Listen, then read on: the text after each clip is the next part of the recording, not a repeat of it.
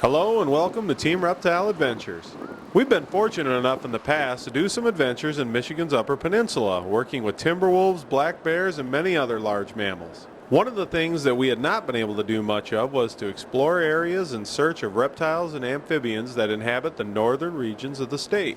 We decided our best bet to find some species of reptiles and amphibians in the UP was to explore some more reclusive areas of the Tahquamenon River. We knew from some past adventures at the river that the water had a lot of tannin in it, giving it a brown coloration. Although we knew that the tannin would not harm the animals in the water, we were curious to see if it had an impact on the physical characteristics of the animals within it. We had just started to explore this area of the river and we located our first species of reptile, a common snapping turtle. I made my way down along the side of a dam to see if I could get a closer look at it. His head's pointed towards you. Once I was able to grab onto the snapper, I brought it to the top of the dam so the other Team Reptile members could see it. Now what's really cool about this to me is we've been talking about the water here and the coloration of the water around the river area. And his shell has so much of that coloration that's soaked in. I'm going to put him up here because his claws are really digging in. And I'll get out of the light, or out of the shadow, so you can see that color. The other thing that's really neat about it too, that's unusual from snappers that I've seen in the past, is you can see the annuli. The annuli are the rings that snappers get on their shell, on their carapace, and this one is really defined. And it's, I've never seen one like it. My whole life, I've never seen one that had those kind of lines, the annuli stand out the way it does. But this was an awesome find. Just happened to walk out on the little bridge here overlooking the dam and look down and saw him moving around. And then I was able to get down there. Well, Bill and Amanda and Amy watched for him, checked him out to keep an idea where he was. And you can see he's very aggressive on land. Mostly because of the fact that he feels he has to defend himself. Just as aggressive, if not more aggressive, than any of the other animals we've been dealing with. And he's actually following me because he feels that if he's the attacker, then he can take care of himself. Because all it takes for me is to move around behind him. And if I was a hawk or if I was some kind of animal, if I got around behind him and I flipped him over, then I could easily be able to do damage to him if I was one of those type of animals, one of those type of predators. So by him being the aggressor and the attacker, he keeps himself in a situation where he's able to protect himself more. And this one, I'm assuming, is probably a female, judging by how old it is and how smooth that shell is. There's still some bumps, so she's not that old. In fact, the annuli... Whoa! Hold still. It looks like about 10. Look at that. She's getting feisty. Let me check out. I'm going to find out if it's female or male.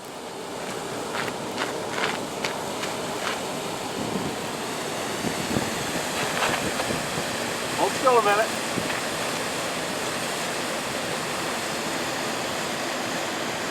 It is a female. The males actually get bigger than the snappers, and that is definitely a female. She's got a nice big leech on her. We'll get rid of that. There, it's back in the water.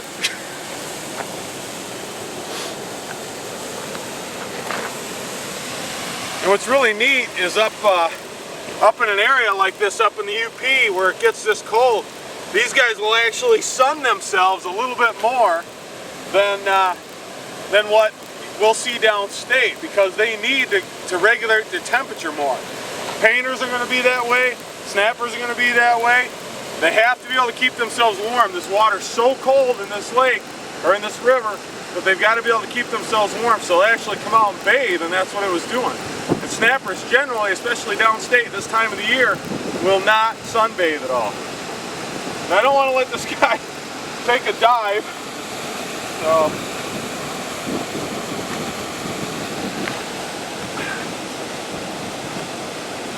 although it's very possible that at one time or another she came down and may have taken a dive. She definitely survived the fall of this, but there's no reason obviously to set her down over here. I'll make sure I get her back down where I found her, even with the excitement of getting my hands all torn up.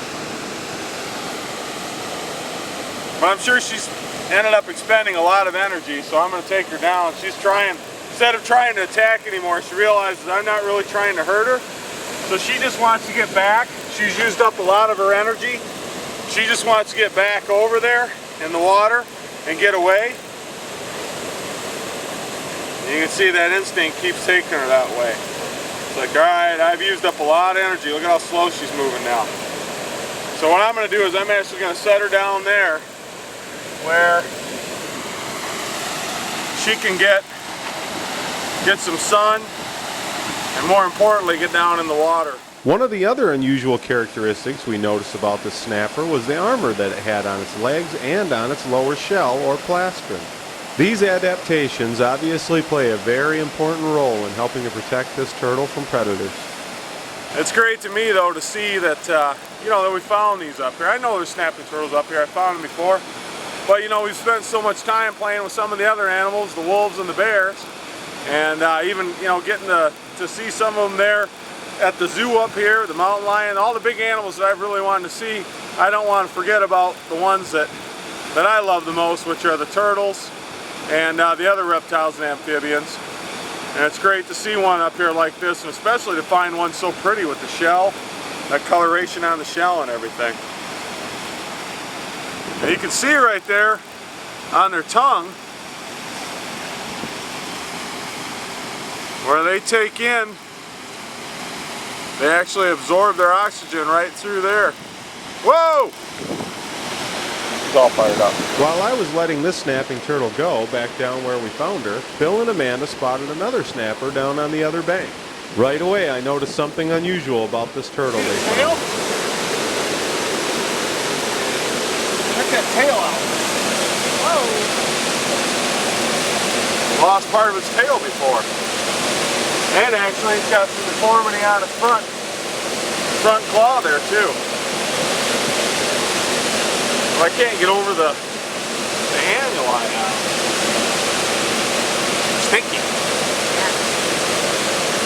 The shells aren't as worn down as they should be at that side. It's really interesting.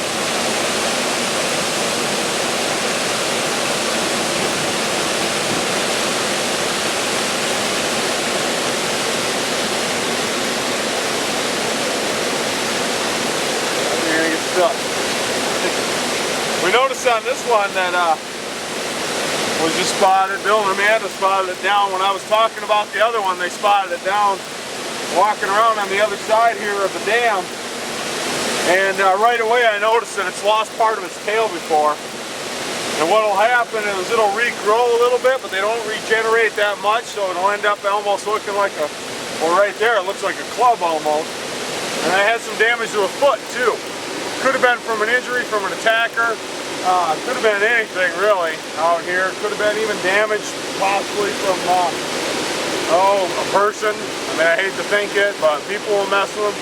But chances are with some type of predator where it either escaped, could have been when it was young, chances are it escaped the predator and or possibly even fought it off. Sometimes, especially injuries like that, could be from another snapping turtle. If this one right here is trying to defend an area because they can be territorial, I'm guessing this is a male with the size. I'm going to check it out, but chances are this is a male because of the snappers, unlike a lot of other Michigan turtles, or basically all other Michigan turtles. The male snapper is actually going to be larger than the female. So there's a good chance that males were defending a territory or even something to do with the breeding, fighting off in the breeding, and therefore could end up losing part of its tail, part of its front claw there in the attack. And who knows what damage it did to the other one. But I'll make sure it's a male real quick.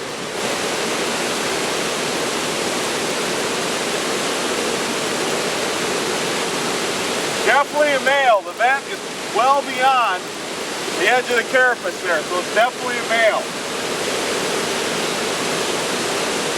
Now, I would not recommend at home that you check the same way I do, because I always know where my hand is and about where the head length is. So I know that I can't lose a hand or a finger down here. If I get too close, I take that chance. And if it snaps me, I'm obviously going to lose a finger or take some real damage, because when those jaws bite down, they're not going to release easy.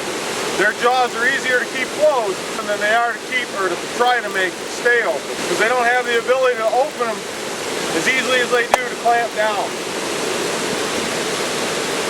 So we'll leave him up here, leave him alone up here, let him get some sun. The coldness, you can tell they're not keeping their energy that long.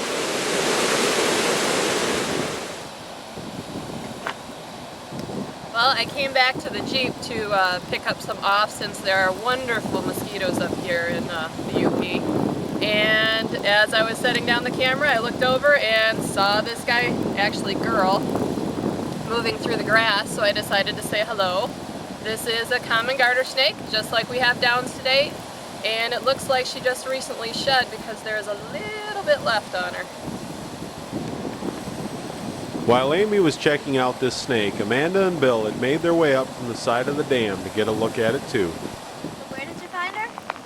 Actually, I was just walking up to the Jeep, and right on the logs behind me, she was laying on one of them. I think she was soaking up the sun because it's so cold today. It's about 55 degrees out here, and they like it to be between about 75 to 85 degrees. And I think she's soaking up a little heat from my arm right now, since she's being so calm. I'm a little bit warmer than it is outside. Right after we let the snake go that Amy had found, I found a common garter snake that was showing some unusual behaviors. See what it's doing?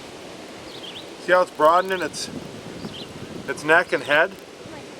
It is mimicking a viper. I've never seen a garter snake do that before. It is broadening its neck to make it look like the difference between a common snake and a garter snake, which, first of all, I just found the snake, just picked up a rock, and the difference between a garter snake, or one of the differences between typical snakes, which is a garter snake's part of the typical snake family, and between the viper family, is the head.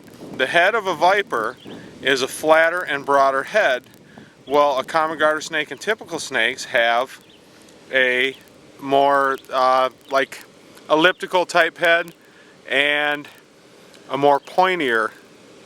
There, you can see it kind of tapers with the neck rather than be broad like what it was just doing. And it is actually, this little common garter snake is actually puffing out. It's kind of relaxed now because I think it realizes I'm not a threat.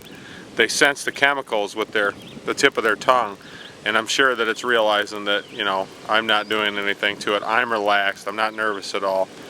But what it was doing was puffing out its neck and also puffing out right in here, this region right here, and making a flatter, broader mimic basically of a viper. Real pretty coloration though, blue. It's almost a little bit of blue on there with when the light hits it. So it's really neat to me because, yeah, it's a common garter snake just like we have downstate, but there's definitely some differences between the ranges there, just like we saw with the snapping turtle, with the coloration and with the annuli being so much more significant on the shell than anything I've ever seen in my life downstate. I have never seen a garter snake do that type of display where they would bite. At first it was biting and then it was puffing out like that. And part of the reason they puff out can be to protect, just like toads do. They'll puff out to keep a predator from being able to swallow them or take them as easy. But after the biting display and the way it did it, I'm sure that it was trying to mimic a rattlesnake. And I know that I've been told at least there's rattlesnakes up here. I know it's definitely possible that there's rattlesnakes in this region that people don't find. I'm just like the mountain lion. People will say, oh, there's no Massasagas up in the UP. Well, they don't know that for sure, because if you don't see them, you don't know they're up here. And instinct may tell the snake, hey, you know what? That's a good way to defend myself.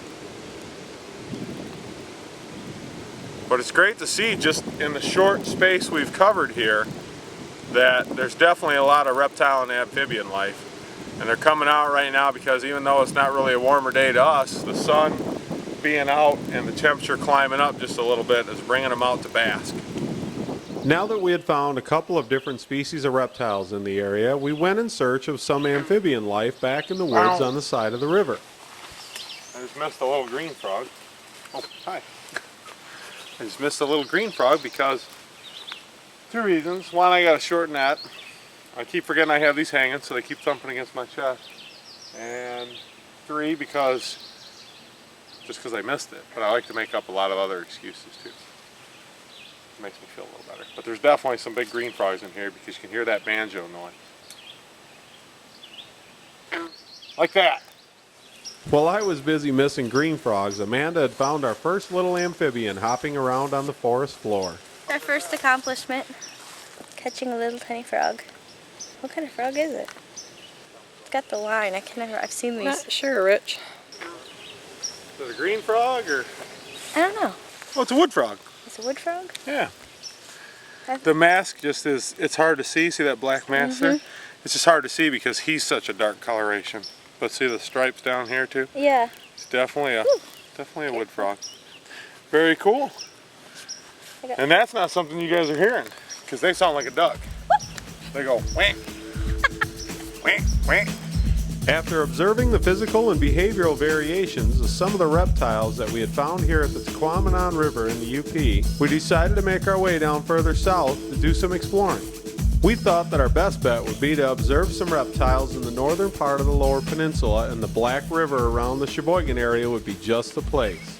Now Amy and I were just driving down the seasonal road here in Sheboygan, and we were just kind of scouting out the area for a future Team Reptile trip up here.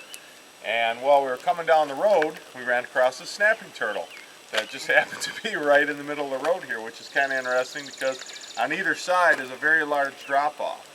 So to me, it's pretty obvious it came up probably one of the paths here and is kind of making its way down the road to head down to the other side. So, but what I want to check out is recently we were up in the UP and in Paradise, and we found a couple large snapping turtles up there that were very different from our snapping turtles that we find downstate. And what I want to find out with this snapping turtle, which I can already tell from, partly anyways, from the carapace is much different than the one that we found, or the couple that we found there in Paradise. But I want to check out the plastron, and at the same time also remove, I see two leeches right now, and they're both curled up, they're drying up here in the heat, but I want to remove those leeches. So I'm just going to real quick flick off the leech off there. He's also got one on his hind foot. So first of all, we're going to check out that plastron. And that's what I thought. The plastron is actually showing, careful there buddy, the plastron is actually, ow, got his claws into me really good there. Or she did actually. This is a female. And you can see that the plastron does have the markings on it. They're not as defined as the ones we found up in the UP, but much more than what we find down in downstate in our area. And what I also find interesting about the snapper is the musk glands are really secreting. You generally can't see it so well on a snapper, but you can see right there. You can also see the leeches. Each foot has a leech on it. But look at the way it secretes that musky odor there. This one does stink. It stinks very badly. So she's got a couple leeches on the one foot. I'm going to flick off leeches while I'm here. And she is also urinating, which is not a good sign because she's probably up to lay eggs. And she needs that water to help start the hole. So I may set her down in the water so she starts over again. I think that'd be best so she can take in some more water. I've interrupted her egg laying cycle, but I wanted to get her off this road because there's a lot of motorcycles and quads, things like that ride through here, and I'm afraid that she might get injured. I set the snapper down and started working on taking some of the leeches off her while trying to avoid all the deer flies and mosquitoes that were attacking me. Although this may cause a tiny bit of pain for her right now, in the long run, she's going to end up feeling a little better after this.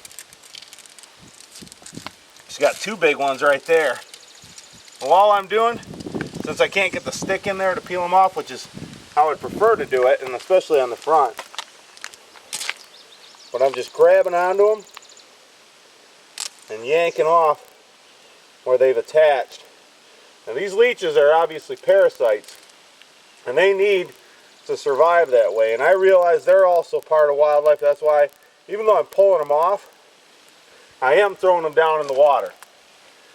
Or trying. I'm going to kick that one down in a minute. Whoops, sorry buddy. So I've removed quite a few from her. Kick that one down in the water. I hate leeches. I hate what they do to turtles, but they're a living organism, and we're Team Reptile, and so I want to promote, you know, a healthy way to do this, which is get them off, get them back in the water. Yeah, they're going to reattach again. There's no way around it. As soon as she gets back down in the water, she's down there for a while, she's going to have more. You know, I'd love to say as Team Reptile that we support saving all creatures. However, I do kill mosquitoes and deer flies when they land on me, and I apologize for that, but you can't take it after a while, can you? Alright, let's see if I can get, she had a couple more there. I don't want you to come at me. She's not as aggressive as she could be. She's probably pretty tired. I mean, she's been walking around. She wants to lay her eggs. I don't want her to drop from that distance, so I'm going to take her. Let's take her down, and she's obviously trying to come this side, so we're going to take her down and let her down in the water here.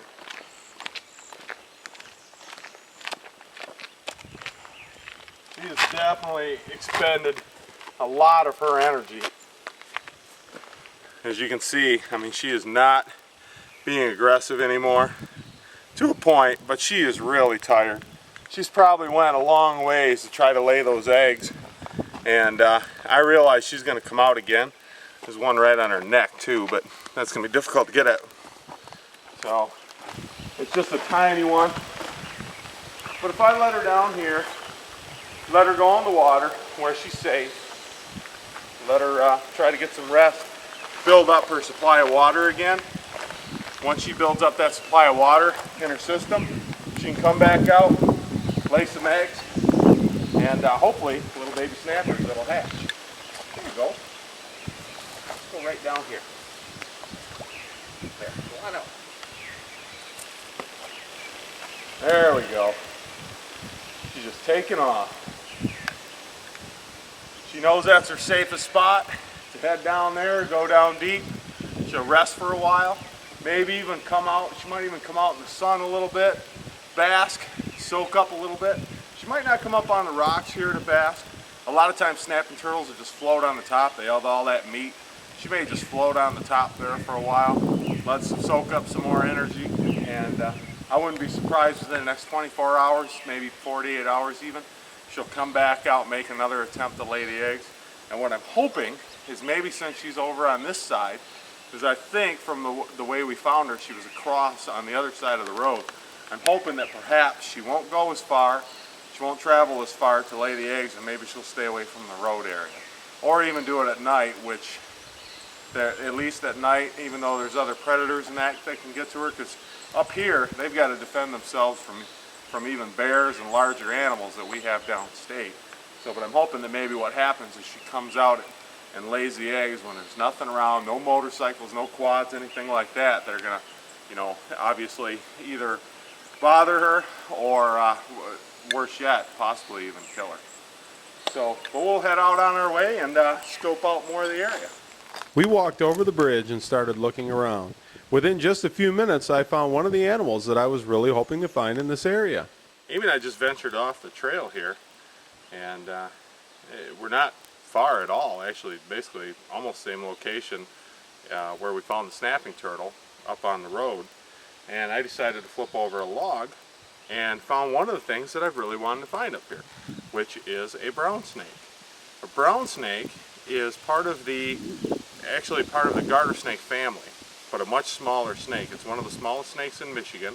There's also the red belly snake that we find downstate and up here. And I found one brown snake in my life downstate, and it was at Independence Oaks County Park.